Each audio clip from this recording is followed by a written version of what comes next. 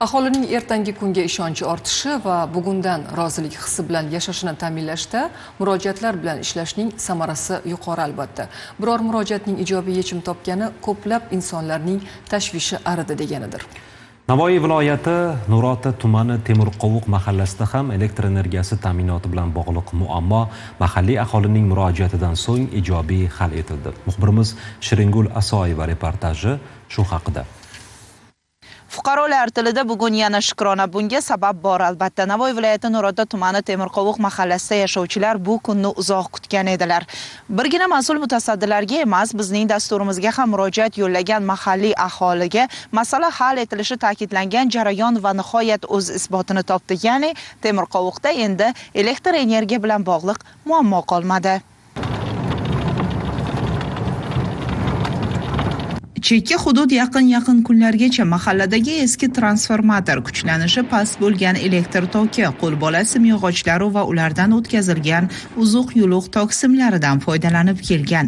Viloyat elektr tarmoqlari korxonasi kambag'allikdan farovonlik sari dasturi asosida dastavval 260 dona, dasturdan tashqari esa 70 dona temir beton tayanchlarini o'rnatdi. So'ng 12,9 kilometr 10 kilovatli havo elektr uzatish tarmog'ining qurish ishlarini amalga oshirdi. Biz hozir ayni damda Hasansadan chiquvchi 35 ga 10 kilovatli liniyamizni ta'mir ishlarini olib boryapmiz.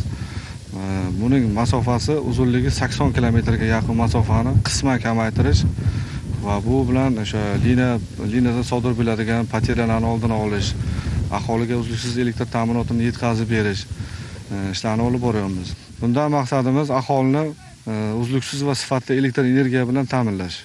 Kadrlar orqali guvohi bo'lganingizdek, qishloqda bugun ta'mirlash va yangilash ishlari avjida.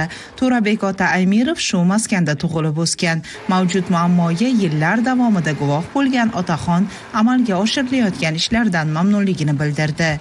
Ovulimizda mana eski bag'analar bor edi. Hozir mana biz yaqinda prokuraturaga o'tinish yasadik. Shu o'tinishimiz hozirgi kezde o'rindalib, mana zamonaviy stollar qo'yilib kelajatir. Ol uchun prokuratura xodimlariga, mana elektrositda istaydigan og'alarimizga ulkan alqishimizni bildiramiz.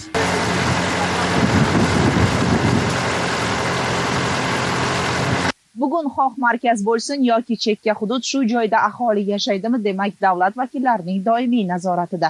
Balkim biroz vaqt talab qilishi mumkindir, biroq hech bir murojaat e'tibordan chetda qolmaydi. Yuqoridagi jarayon esa so'zlarimga yaqqol misol. Shiringul Asoyeva va Sevdiyor Sattorov Zamon informatsion dasturi uchun Navoiydan tayyorlandi.